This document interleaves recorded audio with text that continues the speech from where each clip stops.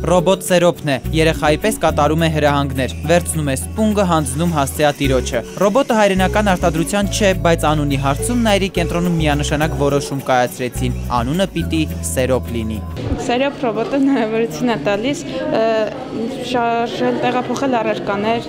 մեկը մյուսից կոնկրետ այս մոդելը կարող ենք տեղափոխել իրեր աչուձախ, օգտվելով բարձր հրամաններից։ Նայիրի կենտրոնում սովորում են դպրոցականներ, ովքեր տքնաջան աշխատում են նոր հայրենական ռոբոտներ ստեղծելու համար։ Ռոբոտների ծնվելուց ուրախանում են բոլորը, մեծ ու փոքր։ Զարմանալի չէ, իրենք միշտ էլ իրանց ֆանտազիան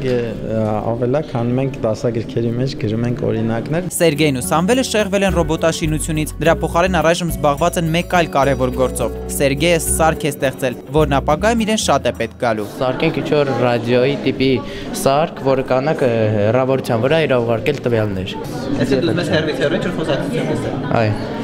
երևի ամենաշատը սիրած աղջիկա։ Սամվելը փորձում է ստեղծել 4-5 սանտիմետրանոց սարք, որը կփոխարինի սովորական համակարգչի։ Նենց բան, որ մարդկանց օգտակար լինի։ Այս ռոբոտը արդեն հայրենական արտադրության է, անվանումը հստակ՝ Նայիրի ռոբոտ։ Այն ամբողջությամբ պատրաստել են կենտրոնի սաները։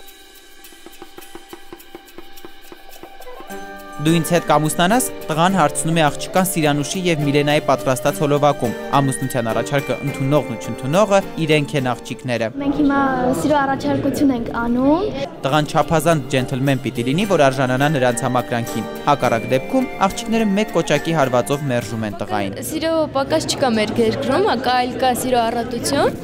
որովհետև կարծում եմ, որ հայերը բոլորն էլ սիրով են իրար հետ։ Ուղղակի հետաքրքիր մտահղացում էր, փորձեցինք իրականացնել։ Միջազգային պրակտիկայում օրինակ ռոբոտները երբեմն մտնում են մարդկանց կենցաղ, կիթառ են նվագում, տուն մաքրում, ճաշ պատրաստում։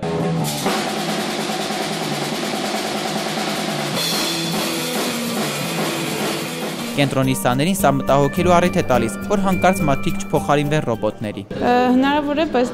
կոնկրետ ես չեմ ցանկանա, որ այս ժամանակաշրջանը գա։ Ռոբոտաշինությունն այստեղ արագ տեմպերով զարգանում է։ Չի բացառվում, որ մի օր փողոցում մեզ ողջունեն ռոբոտի արտաքինով մարդիկ։ Արտակ Վարդանյան, Արթուր Հունանյան, ժամը լրատվական։